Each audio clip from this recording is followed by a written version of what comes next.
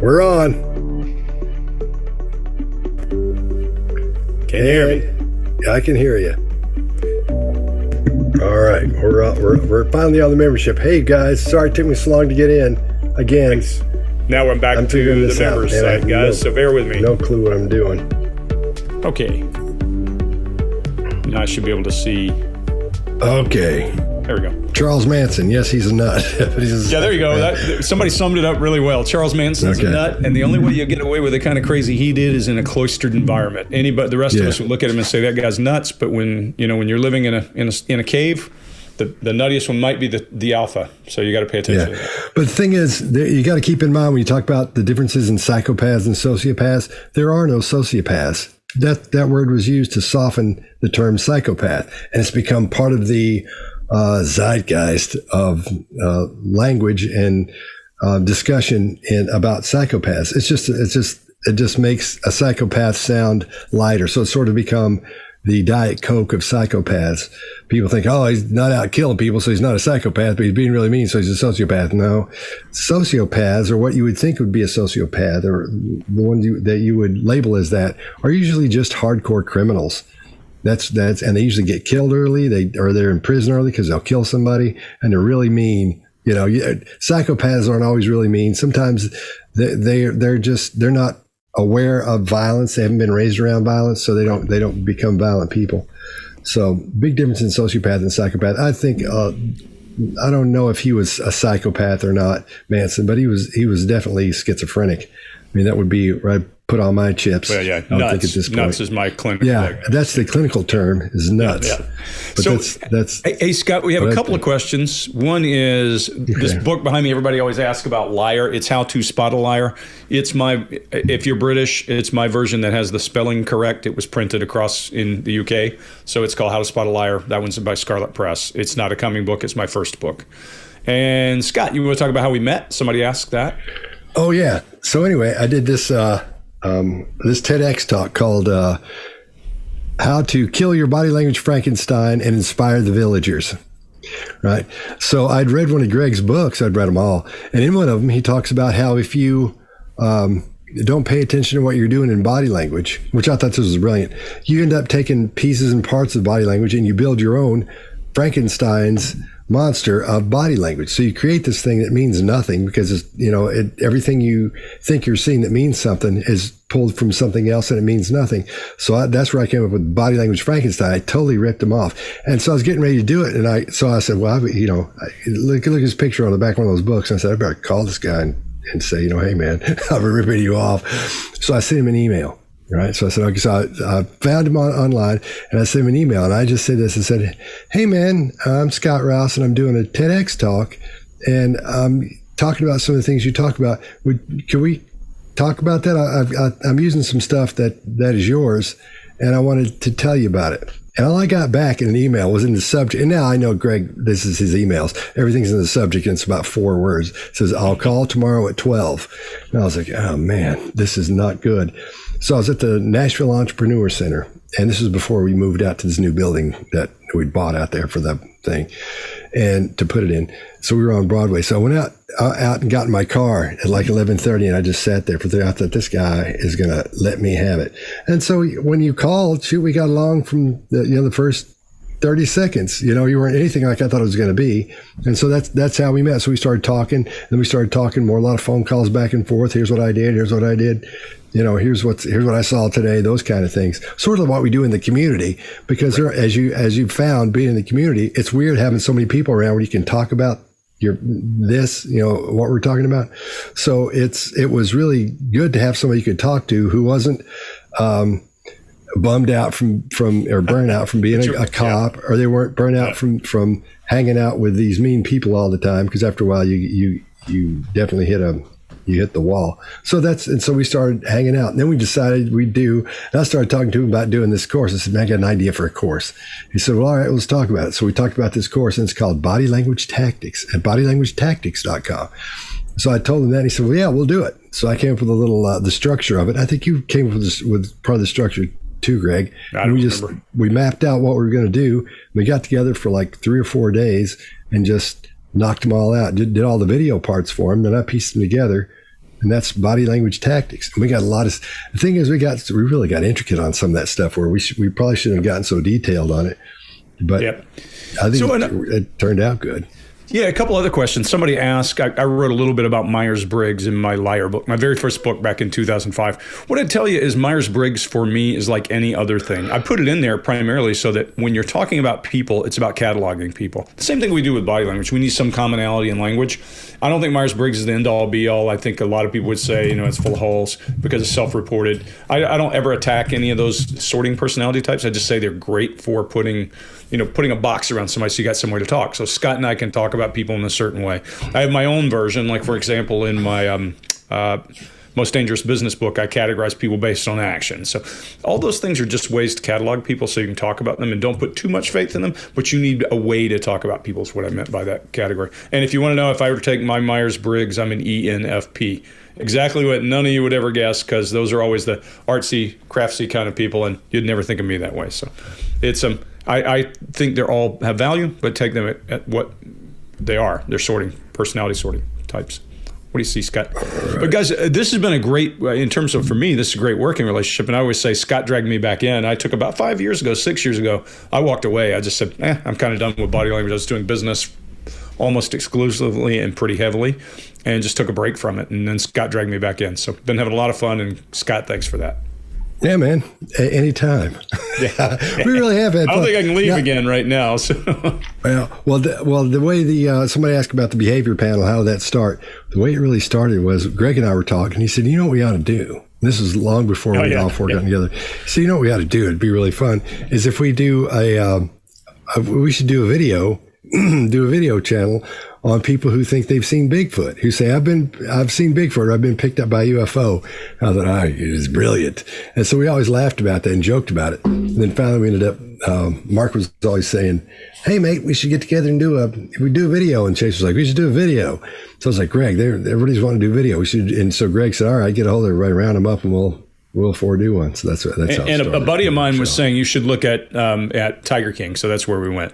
Speaking of cats, is that where that came from? Yeah, that's where it came from. Speaking of cats, somebody said, what do I mean by cat brain? Well, the way your brain works is, if you think about humans are the most complex creature on Earth, and this big old forehead of ours is full of a lot of mirror neurons and lots of other stuff, but that's the high-end brain. That's the high-end brain. Behind that is this mammalian brain that reacts, and it does what other mammals do. And then far behind that is they'll refer to as a lizard brain. All I mean by cat brain is if you get enough stress hormones in your body, and I'll tell you in just a minute how I know this well, but if you get enough stress hormones in your body, it turns off your frontal lobe and your ability to rationalize, even language. I can tell you great examples of that, where people lose their ability to understand what's being said or to say anything when they're under high duress. So cat brain is the responsive brain. And I use cat because of nimble and all that kind of thing. It's just a way of thinking. Yes, we can see the questions here. Kate just asked that. So but you have to refresh, Greg. You have to refresh the page. That's what makes it new. I did. That's where I saw know that. Yeah. So there you go. Does that help? If it helps. Just to give you an idea, when I always talk about resistance to interrogation is something we teach our allies and Americans how to resist if they're captured by enemy or if they're captured by terrorists. And what you have to do is inoculate them against the stress of being interrogated. So it's a really demanding stress laboratory. And the stuff I've seen there, stress laboratories would like to replicate, but you can't really do it. It's unethical to do to kids. I mean, the closest thing is Zimbardo and what he did with the Silent Rage experiment. So that's where a lot of my stress psychology comes from, is face-to-face, or in the Middle East, during a Gulf War and a couple of other things. Hopefully it helps. Trying to turn off my autofocus. Carol just told me it was on. Dang it. I don't know how to fix that. I thought I had it done. We're glad you're a nerd, sorry. Wendy. Yeah. Oh, yeah. We are okay. Too. Oh, no. Sonny, you were watching the last one, and that was my fault. Sonny, Stokinger. She said, I'm watching the last Q&A. What am I doing wrong? It wasn't you, it was me. I'm just figuring this out. So sorry about that. That's my fault.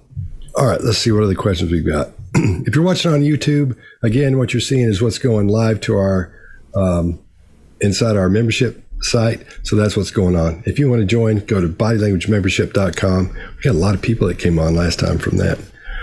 All right. Let's find a good one.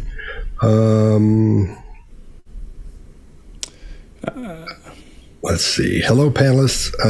This is from Helena. Davidova. Why do I get Why don't you use an initial for last name, Scott? Because that's not your strength there, man. Sorry, Helen. I have dyslexia, and this makes it worse. Anyway, Helen D asks, hello, panelists. I'm curious about how you handled the emotions when you were at our position. I'm very caring and curious. I found myself feeling strangely very distant from people. As you said, I see brain first, and thank you for the brilliant idea of making this place for us. Can you do that one, Greg?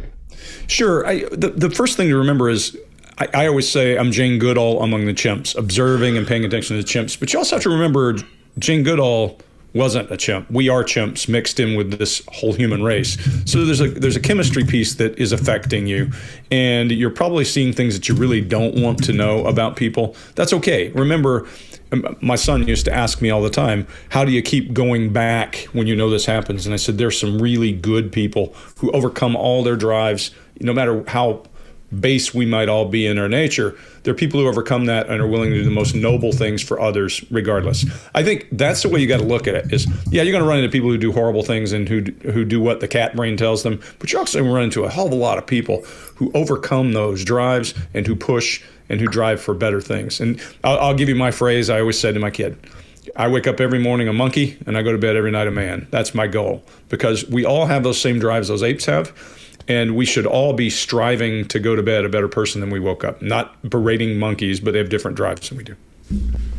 That makes sense. And pay attention. Everybody's going through the same thing you're going through. Every person is going through, learning and dealing with stress. And we all, especially with this COVID thing, in our lifetimes, the first of its kind, it puts a lot of demands on people. So when you see them reacting and stressed and that kind of thing, it's actually pretty normal.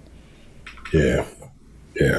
So, thanks, Natalie. I'm trying to. Natalie is telling me about the autofocus thing. I can't get in there and do that. I'll hit a couple here as well. I'm going to probably butcher your name, but Giselle. Yeah, a sense of humor is key. If you see horrible parts in people, you also got to. That goes back to the same thing I just said. Got to realize. Say what the question is. Tell the question. Thank you. Aside from your sense of humor and staying curious, which is what is your internal belief that enables you to maintain the empathy SC you have? You must see horrific parts of humanity. The good news for me today is I don't see as many of them as I have in my life. And even in those moments in my life, I would tell you that I try to remember that all of us have those drives, and there are a lot of us who don't take advantage of them, and we go about our lives and keep moving. So you always have to think about what, this glass half empty, glass half full. You're going to have to look at the tomorrow. And we all have that problem. So, yeah. All right. Giselle asks, yep. maybe this is the same Giselle. Yep. Was that the question? Was it about that was the music question. Too? Yeah. Okay, sorry, man. I'm doing 40 things at once. That's okay. I'll keep rolling. Guys, this is going to be a little disjointed because we're jumping in. If you're okay with that. If not, then yeah. Yeah, and we didn't get to talk about this beforehand. Like I said before, no excuse, but we've been doing stuff all day. So now trying to catch up. Now I'm finally catching up with what's happening here. Scott, you want me to hop in on eye movement? I can give a 1 minute. Yeah, that'd be great.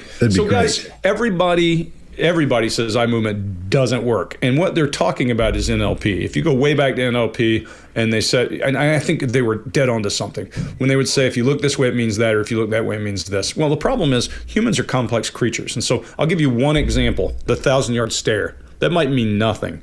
And I'm going to do classes inside our membership, bilanguage membership, next week. I've already put a script together for it and everything. And I'm going to talk about focus. Focus is everything, because if a person's focusing their eyes on you and their eyes are moving, it probably means very little.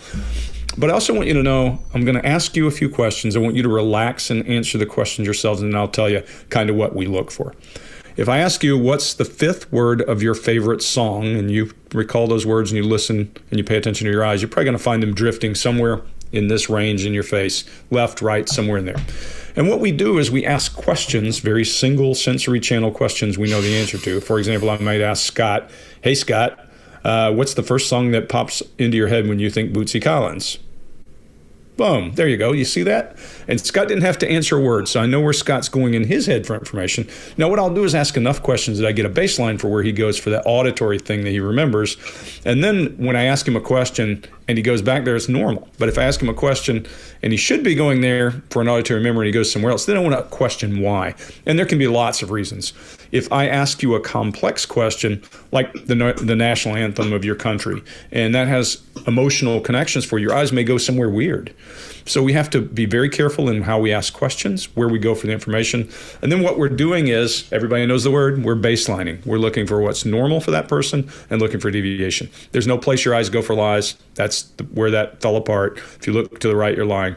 Because if I ask a question that forces you to be creative in your answer, might be the truth, you still have to go to that same place. Hopefully that helps, and I'll put a class together and it'll be available in the coming weeks.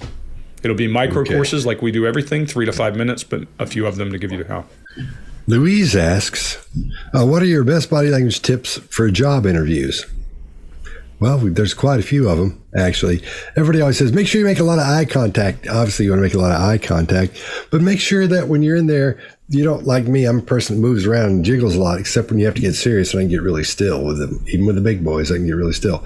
So the important thing there is to look like you are in control of you. You want somebody who you can turn things over to and be responsible for things. If they can't be responsible for or control themselves, that's kind of tough. And it's a subconscious thing they see. One of the best things I heard about was a thing that Joe Navarro talked about. It was a study, I think it was done by Xerox or IBM. And it was, they had people come in for interviews. People are interviewing. And they would have them already sitting down, and the person to interview would come in and speak with them, then leave. And what they had the person do was, as soon as the person came in the room, they would stand up and they very quickly adjust something on their, really quickly adjust themselves as they got up to shake hands. So they tried to make themselves look nicer for that person, and that stuck. And those people that did that against the people they had that didn't, that they asked not to do that, those people that did do the little adjustments were the ones that got the gig. I forget the percentage was. It was unbelievable. It was a phenomenal number. So I would suggest add that to your thing. When you're excited about something and you're talking about something, don't pop up and stay up, but pop up like that just a little bit. That's one of my favorite things in the whole world, where I can handle that kind of thing. Those are the things I'm good at. When you pop up just a little bit, it shows those are anti-gravity things that let someone know you're really into what you're talking about. For example, if you go to a wedding and the bride comes out, as soon as the groom sees the bride, he's going to lift up off his heels for just a second. He'll get excited and lift up. Those anti-gravity movements and things that let you know someone's really excited about something. Somebody's on the phone at the airport. Same thing. They'll be on the phone and they'll be like, "Oh, what's going on?" And they'll get, they did, and they'll jump up just a little bit if they're standing. So make sure you do things to let them know you're excited about what's going on, but don't be like excited and weird. You want to be, engaged. So it's not too much. Guys, we're going to cover someone on our show with the behavior panel later that tune in later in the week and you'll see what engaged and weird is.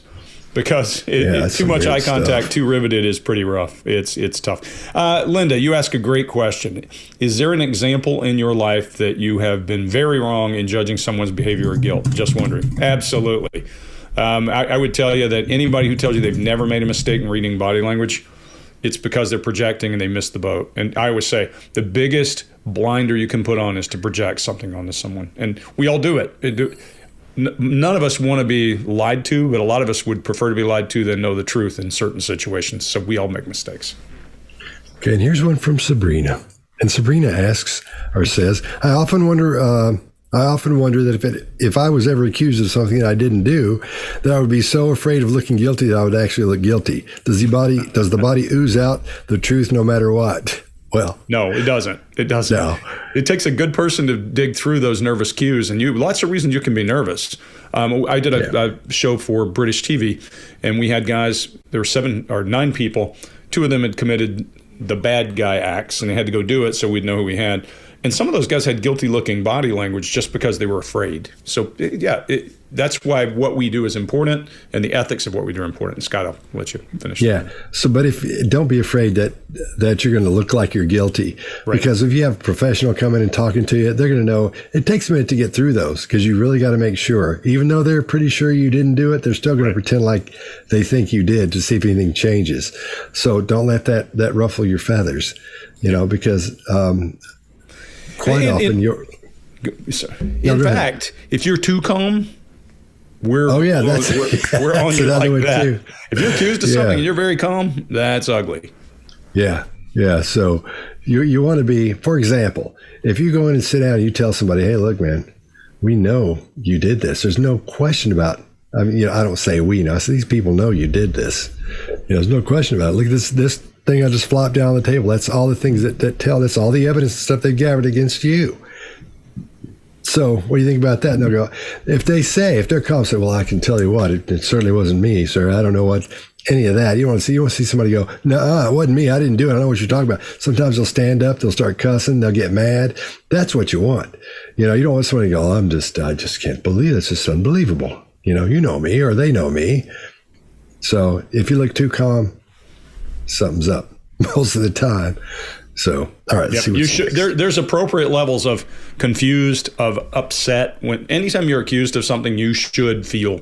That's fight or flight, right? The people who don't feel fight or flight are usually the kind of guys that we're constantly talking about. Their pupils don't dilate for fear because they don't have any, those kinds of things. Psychopaths have that. Just a couple. Here's one. I've got a question. This is from Vanessa. I had a question about how to make connection and headway in one-on-one interactions with hostiles. In your world's interrogations and high-stakes corporate negotiations and mine, disgruntled employees, cutthroat competitors, and empire builders. Any tips on building cooperation? In my opinion, it depends. If by outright hostile, you mean someone screaming and yelling, never argue with an idiot. It's not worth your time. I've always been a big advocate of when someone's screaming and yelling, I just listen and I nod. And when they're done, I just say, I can tell you're upset. I give them 30 seconds of silence. And I say, Scott, I can tell you're upset. Can we take this to another room and figure out how to make it better? And I just made Scott feel like an idiot if he screamed and yelled, and then I give him 30 seconds of silence. And I'm his hero because I fixed the problem for him. So that's just one trick. There are lots of tricks. We'll try to cover those as we go. But yeah, you never win. I call it public displays of stupidity by escalation, because you don't know who's perceiving you as the problem, even if you're not. So you got to be careful with those. Right. And this one's from Norma. And Norma says, please give some suggestions on how to deal with a narcissist in the family who is coming for a visit on the weekend. So you got to keep in mind, when you deal with a narcissist, they can make there's so much at play there, as you know, if you have one in your family, that they can make the weekend go wonderfully well, or they can make it horrible for everybody and make you feel bad about it. The gifted ones, anyway, really can. The ones that are really smart know how to do that. So keep in mind, you're just dealing with an ego. That's all it is. You're dealing with that person's ego. And as painful as it is sometimes to be nice to that person, or to say, or to tell them that something they've done is wonderful or nice or something, sometimes you got to do that, if you want things to go smoothly. Now, if you don't want things to go smoothly, you say, why are you wearing a shirt like that? Where'd you get that? Nobody's wearing those, You start that with them. That's when you get the trouble started. Because in interrogation, that's one of the places as you're pretending to wait around on something, you might start that. Where'd you get that shirt? I haven't seen one of those in a while. You start those because that's brushing up against their ego. It bothers them, so it makes them angry. So you got to really walk on eggshells around those. So, Greg, what are you going to say? Yeah, Jenna, you asked a question about Tourette's, or you mentioned that your husband has Tourette's and he has a baseline. I think it's the greatest indicator that all of us have baselines. I have a good buddy named Rusty, who's a horse trainer, good friend. And I've known him since he's 21. As he's aged, of course, his tics have reduced and that kind of thing. But I could always tell when he's feeling more fight or flight, when he's feeling more stress, because his tics would increase. And you're right, the baseline is easy to pick up. I think it makes you a better baseliner of average people if you deal with someone who has a tic disorder of some kind. But yeah, easy. Okay, then Hannah. And Hannah's one of my favorite names. I had a little dog named Hannah even. That sounds so corny. I shouldn't even said that, but I did. I like that name. So when in a situation or a meeting with a superior that doesn't like you, what can I look for in body language for what the triggers are? Greg, you want to go with that one? Yeah, so almost always remember that body language changes is what you're looking for, a baseline deviation. So if the person is always open to other people and they turn away from you, or there's some hard-coded ones that we can't resist, like disgust, those kinds of things that if you get to that point, you got a serious problem. But a lot of times people will use words that distance them from you, lots of filler words, that kind of thing. They may cross their arms. They may put something between you and them. They may turn at obliques to you. There's no real magic to say when a person dislikes another person.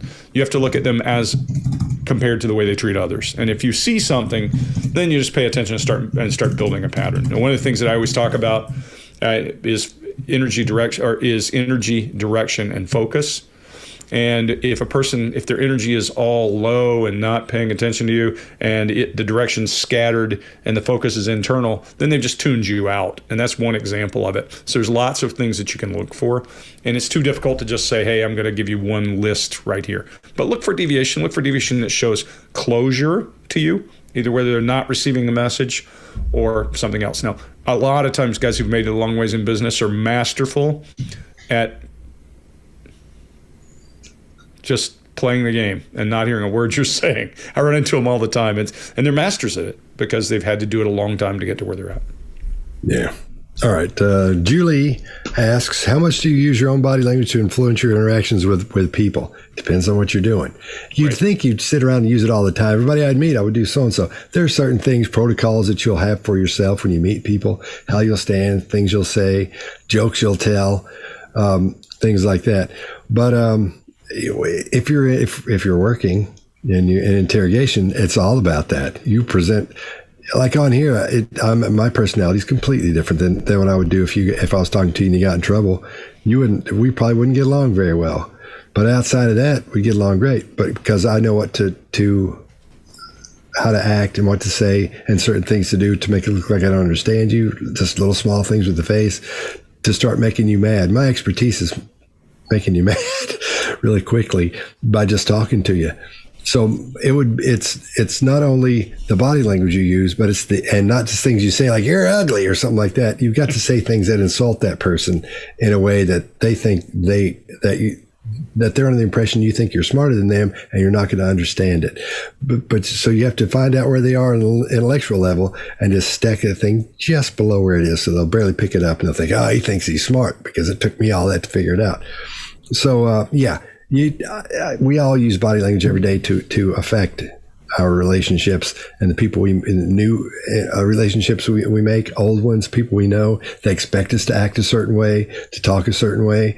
If I'm in our membership thing, I talk like this. But if I go out and give a talk somewhere, or we're training, I'm not going to talk like this. I do a little bit, but not like this. Nobody wants to hear somebody that's in a great mood talking about how you might get shot if you do this or that. Nobody wants to hear that. They want to hear somebody that's serious and shows them that's what you're talking about, and the being relaxed has nothing to do with that. That takes total focus. So in that situation, in my situation, then that completely changes. You say, that guy's not like that at all.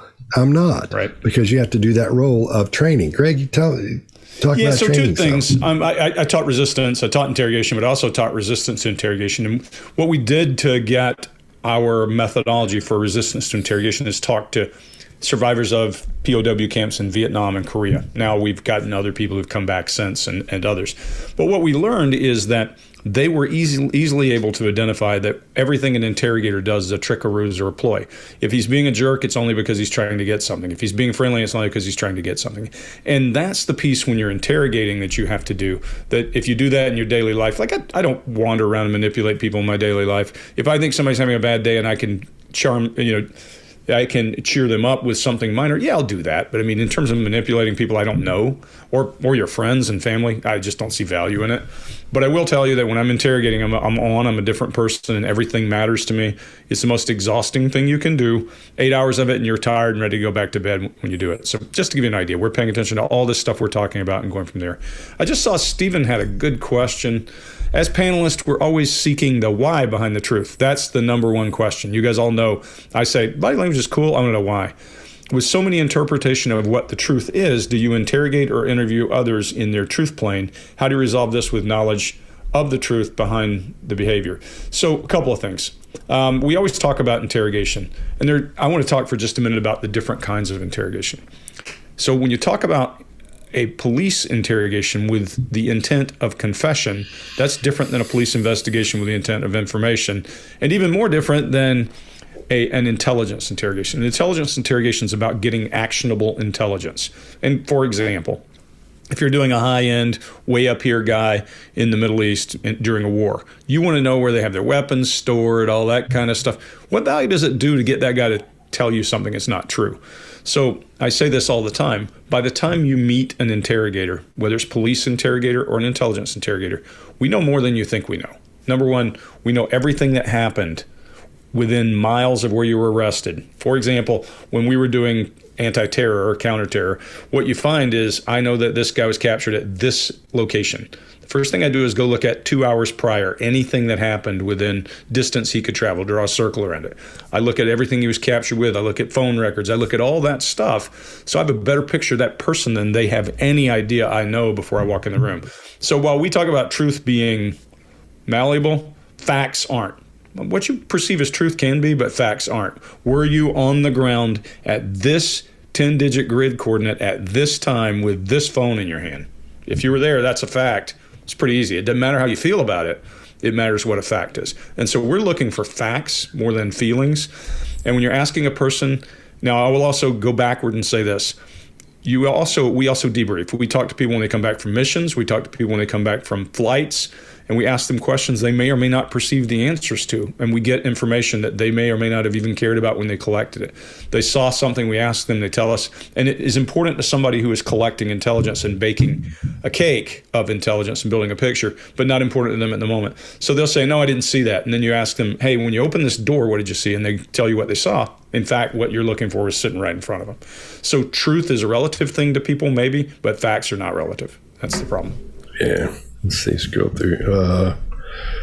Susan Woodcarver, how do you label a pedophile besides a really bad person? Are they narcissists or what? I label them as broken. You dig a big hole and it involves flamethrowers and AK-47s and then a bulldozer to bulldoze the hole closed once they're in there. Label them as there's something wrong with them. That's the best way to label them. Horrible people. Obviously, we would all think that, but I don't. I'm sure some are narcissists, some aren't. I don't think they fall into a specific category. I don't think so either. Yep. You know. And guys, I've not interrogated a whole lot of that. I will say that I've run into people in my interrogation days who were certainly, but it's not what I was interrogating them for along the way. So yeah, it simply is when you think about a person and you're trying to break a person, when I say break, that euphemism means they start to speak freely instead of me having to constantly pull facts out of them. Or if I get a person to confess. If you think about a person as the easiest way to think of it is a pearl. Every one of us is a pearl. And we start with a little layer of that pearlescent stuff over whatever sand is there. And if we get a fracture in that pearl, and we just keep putting more and more pearl stuff over it, the fracture's still there. And so what an interrogator is doing with 14 ploys, with psychology, with elicitation techniques, is trying to find that crack. If you're narcissistic, they're going to suck up to you, make you feel good about self, and then turn on you so that you feel like you need to defend yourself. And in that defense, you're going to give them words. If you are a person who really, really does care about doing the right thing, they're going to prey on the fact that you did the wrong thing. So they're looking for whatever crack it is, and it may be a positive or a negative, and they're going to find that crack and just dig at it until they get you to start feeling like you can confide in them, whether it's because you need relief from the situation or because you trust them. That's what interrogation is. And we run into some good folks, we run into some bad folks.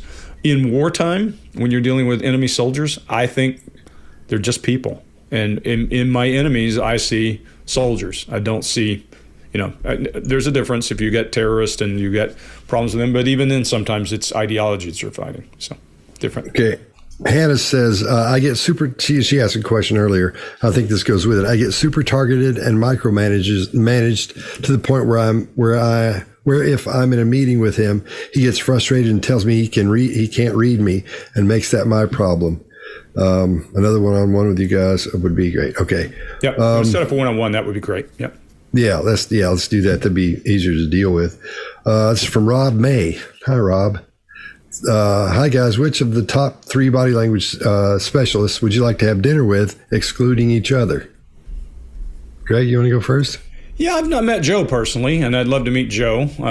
He's on my list of folks. A lot of the others that I have met, I mean, I know a lot of the folks on the top 10. So Joe's my first.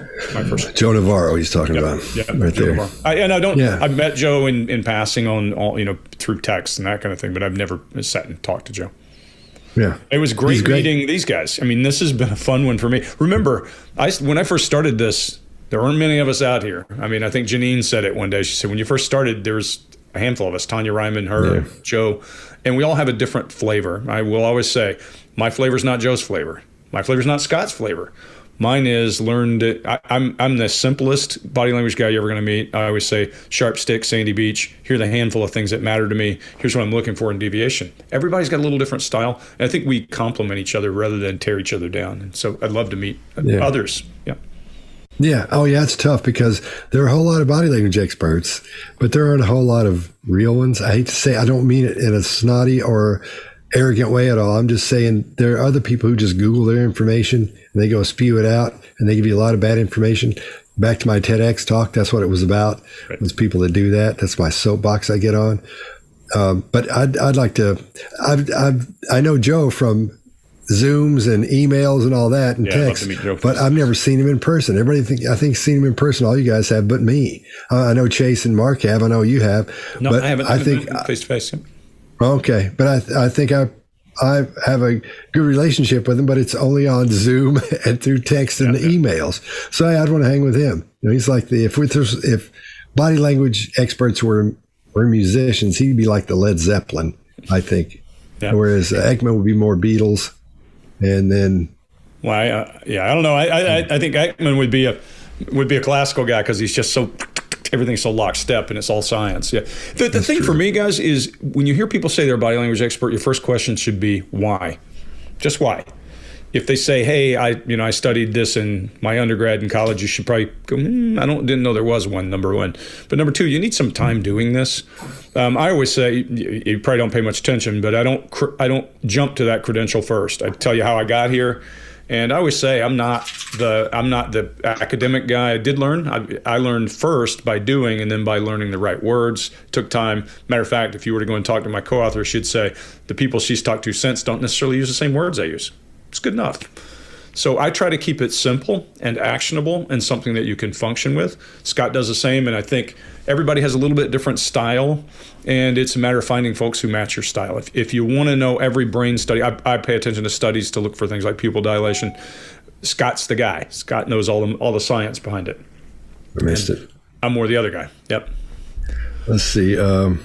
Scott, this is from Liza. You were in the record industry for 30 years. How did you switch to such a fantastic profession and be so darn good at it? Because I wasn't just doing one of them. I was doing both at the same time.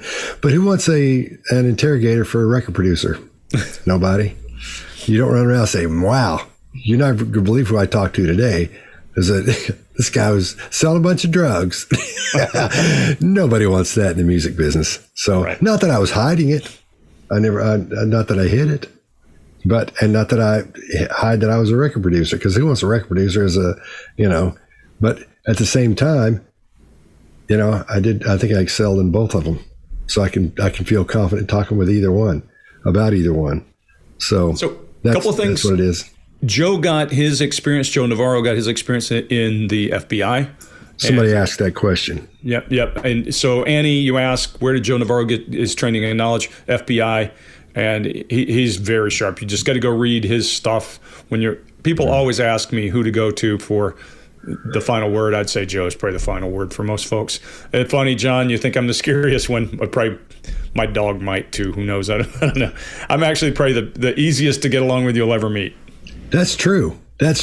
However, I've seen you be. Right? Yeah, well, yeah. Until you don't make him mad. Charity Burnett has she says, where do you see the field of, hi Charity, I know her from the membership, she's on here all the time. Where do you see the field of body language analysis 10 years from now? We talked about that this morning. We did. So go ahead, Greg, you tell what you think. Yeah, guys, exactly kind of what I was starting off with. When I first started this, there were a handful of people. I wrote my first book and I came out in 2005. That's a long time. That's thousands of years ago in this world. There are a lot of new people coming, and this will become industrialized like everything else on earth, and the language will become more homogenous and that kind of thing, and everybody will get their own style. A lot of people are going to spring up who are just studied it in school, that kind of thing. And there are lots of ways, like Scott spent his time learning the hard way, going through, getting the mechanics of it, and then going out and doing it. Right now is, in my opinion, probably the best time in body language, because there's enough science that we have science to back up what we're doing. At the end of the day, though, we all come to it from a different angle. If I run down a list of 10, I guarantee you none of them came to the same way. I mean, I was an interrogation instructor, resistance interrogation instructor. Scott's been doing, embezzlement and that kind of interrogations. Chase doing more of the capture stuff. Mark from his angle coming out of theater. And then like Janine coming out of ATF, and Jack Schaefer coming out of FBI, and Joe Navarro coming out of FBI. So all these different places bring so much texture to it. And I often, in my books, I use a technique I call READ, R-E-A-D, review, evaluate, analyze, and decide. And part of that's just putting things in a hopper and then figuring out what they mean. And I always say the benefit of your real life experience makes you a different kind of expert than I am. Once you get to that point, I think we'll lose some of that in 10 to 15 years once there's a kind of a career path and people are merging more toward it, because they'll go to schools, and schools always have to have a packageable product. You can't teach something that's not a process. Long-winded answer, but I think we're going to lose some of the texture. Yeah. All right. Stephen Goldman asks, since communication is the topic, what training or life experience would you suggest would be good for interviewing and interrogation? This sounds horrible, because it sounds so, I always hate to use the word nerdy. Read all the books these people were talking about. That's the best way to go. When you're on the internet and you're on YouTube, be careful who you listen to and who you watch. Be careful, because all they're doing is Googling their information. And they may get good information, but they won't deliver it the right way. So it'll be missing. You'll get a lot of the information, but it may be missing the important parts of it, may be taken away. Not on purpose. They think they're delivering the right stuff, but they're not, because they don't have the experience with it or the background from reading the studies and studying it themselves. So they won't know to add all the intricacies that a real professional would add to it. So you got to be really careful who you watch on YouTube, but read books by Joe Navarro and Chris Voss. The things we talk about in the book reviews. Read those. Those are a great start. All of them are. They really are. Greg, you want to add anything to that? Yeah, no, I was just going to say, if you're talking about getting into interrogation, there are only a handful of methods that really work. We all know what they are. And interrogation is a process, guys. It's about establishing rapport, getting the person to a point where you can talk, because you can't talk until you get to that point. It doesn't mean you like each other. It just means you have a framework for discussion. And then it's about getting that person to a point of trust that they're willing to tell you whatever it is, if you're really talking about interrogation. We've all seen the bright light rubber hose things. I mean, I've done real world recreations of world interrogation techniques where I can be pretty harsh and aggressive. But I always say, when I scream and yell, you should be looking for what psychological thing I'm doing behind the scenes that's covering up something else. Anybody who that's their technique is screaming and yelling is not an interrogator. They've watched too much TV. Yeah. Okay. From Kathy Wickern, are there words people you're investigating use that set off your spidey senses? Oh yeah. The word absolutely. I was like, what? Always focus on that. A lot of and, wells. Yeah. After that. After that. And so. Next thing you know. Yeah. Or they'll lengthen a word at the end. We went out and they told me all about it.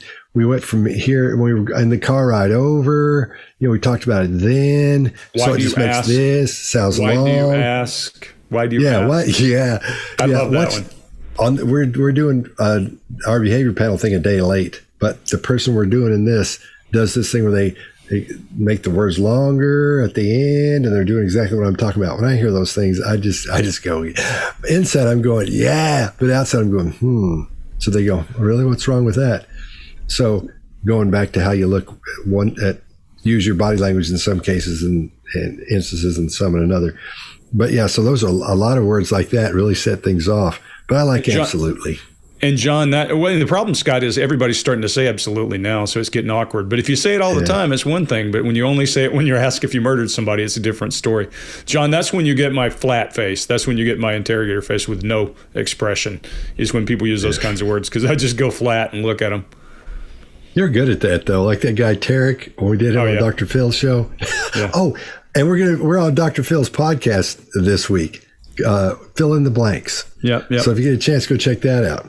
It came out pretty good, I thought. Greg, have you listened to it? I haven't had a chance to listen, but I remember doing it. It's just us talking to him, guys, and he's asking us thoughts and questions, and we're talking back and forth to him. He's been really helpful for us.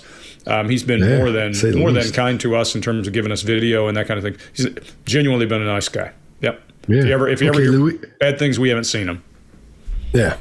Louise Cordingley. I think I'm saying your name right. Louise, I shouldn't have said your last name, as we've talked about a few minutes ago. Not good at that. So what are your thoughts on the read technique? I'm interested in coerced confessions. They sometimes occur when law enforcement read the body language of the person they're interviewing and get it wrong. And they move to the interrogation stage and don't give up until they get a confession. One of my favorite things to talk about. It's because they're doing it wrong. The read technique is fantastic. It really is. And in a nutshell, it's really sort of the basic of every interrogation method. In a way, I mean, you could say, oh, that's number 4 in here, that's number 5 in here, that's number 7 in here. But with a read technique, it's a specific protocol you follow that you go down, supposedly. You don't have to. It depends on what's going on. But I always view it, and Greg's into cars. I don't know anything about cars, but I do know that muscle cars, you can put anything on them you want. And that's how I like to explain the read technique for questions exactly like this. The read technique is the thing it's like a muscle car, and you can put the wheels on it you want on it. You can put paint flames on the side. You can put one of those, what is it? Is that a manifold, Greg, that comes out the top and blows flames out or whatever? That's not it can be a manifold, yeah. But okay, I don't know what that is. You can do it and paint skulls on it, whatever you want to do. Make the window. So you can, with the read technique, you don't have to follow exactly what they say and do.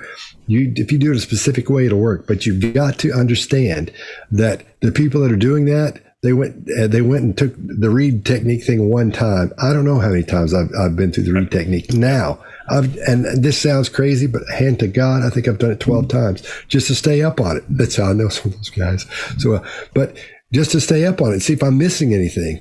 I'll sit in there and go, oh, God, you. I'm like, yeah, I'm not going to ask any questions. Okay, great.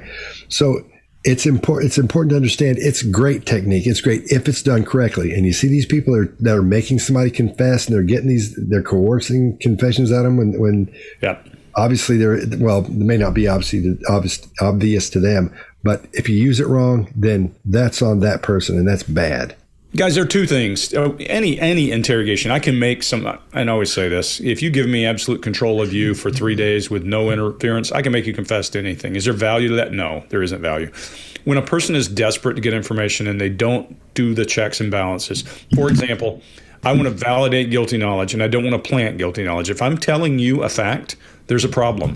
I should be finding out what you know, validating that against what I know, not the other way. It doesn't matter if it's Reed or another way. One of the most famous interrogators in the world, and the guy who was the father of non-coercive interrogation in the United States, is Hans Scharf. Hans Scharf was a Luftwaffe interrogator in World War II who interrogated Allied pilots. Not coercive at all, got tons of information. And he used kind of the same thing that the 14 approaches that Army intelligence uses now come from his beginnings.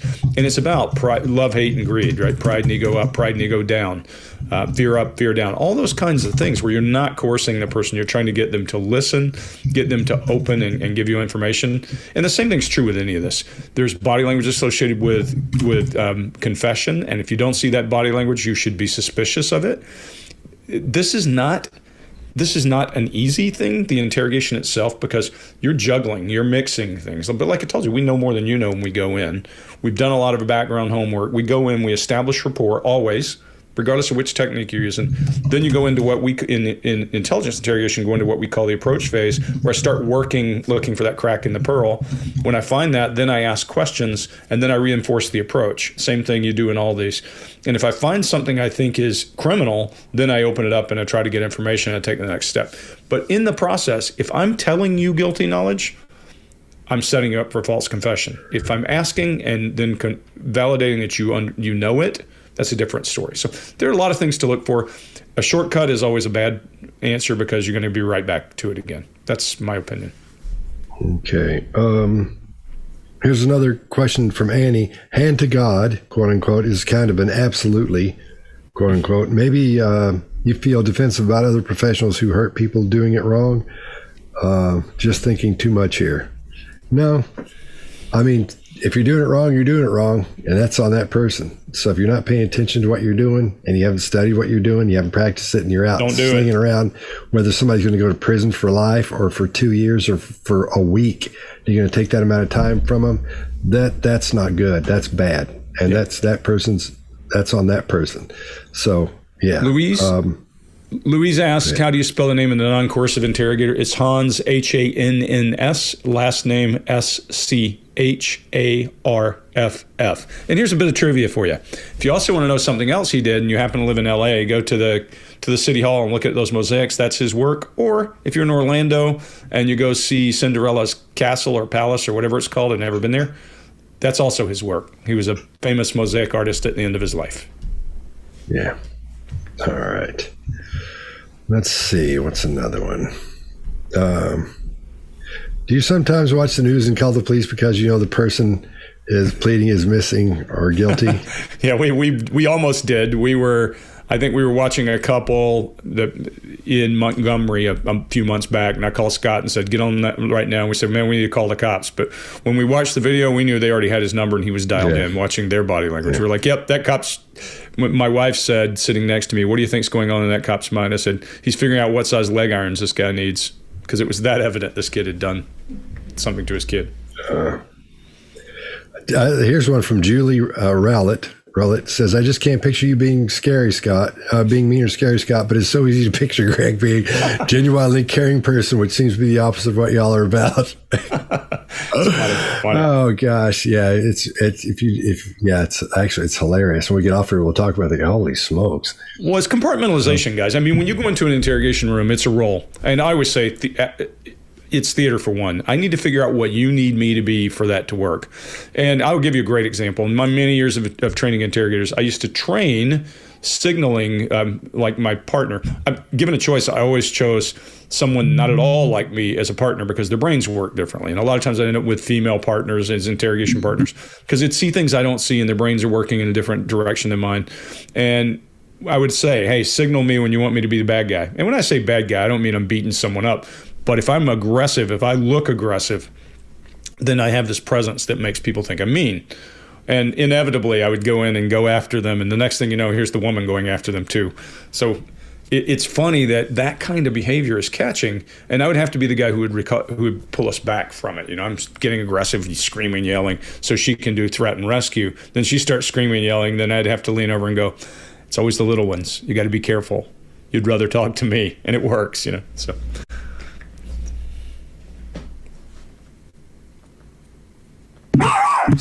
At the beginning of this, I was telling them that my wife was coming home, and I told a story about a mouse. So I got to edit that out when we do the replay. I told a whole story about letting a mouse go in the house because it was winter. Anyway, I was going to say, So Greg, I just let Chase and Mark know we're going to be about 5 minutes late, so when we get off because we're almost finished. All right, let's see. Let's do another one. Greg, is your wife in law enforcement? No, oddly enough, she would love to be, I think. She is actually in industrial manufacturing business, and she's been in it her whole life. It's funny because I think she would love to be a cop or a private investigator if she were choosing her life over again. I always figured that's why she liked me. When we first met, I'll give you a funny story. Everybody wants to know about your personal life. When I first met my wife, I sat across the table from her and I was looking at her. You know, we were a blind date, and I was looking at her, and she went and told her friends, I think this guy's kind of creepy, and he was taking me apart physically. She thought I was looking at her from a physical analysis point of view. And only later when she understood what I did, she was like, okay, now that makes perfect sense. You were trying to figure out what kind of person I am, not how I'm put together physically. Kind of funny story. All right. Sorry, I'm reading these as we go. Let's see what's another quick one. Do you see another quick one in there, Greg? No. You know what? Let's just hop on and say, guys, we're going to do these more often. Since we're running out of time, let's just do a little bit of that. We're going to do these more often. We love the fact you're here for us. We love the fact you got questions. A couple of things people have asked me about energy direction, and focus. I'll put a couple of answers out on a high level out in the community today or tomorrow. And then I've got 2 things I'm working on: an eye movement class that Scott's going to post up for us, and I'll do energy direction and focus as well. Other things like that you guys have. We love these questions. We love the chance to interact with you. Yeah. We don't want to overload you, so we won't pile thousands of things in there, because then you can't ever find anything. But we are really happy you've come along. We're enjoying this relationship, and let us know what we can do to make you happier. That's why we're here. Yeah. And if you're watching on YouTube and you want to come be a part of this and get your questions answered, join bodylanguagemembership.com. You can join bodylanguagetactics.com if you want. But Body Language Membership is what this is. And it's a group of people. We got hundreds in here. And that's all we talk about is what we're doing here. We talk about body language and human behavior. That's it. Yep. So if you're interested in that, come on in. We'd love to have you. So we're having a blast in there. So, all right. Well, then, thank you all for showing up and doing this with us, and we'll see you next time.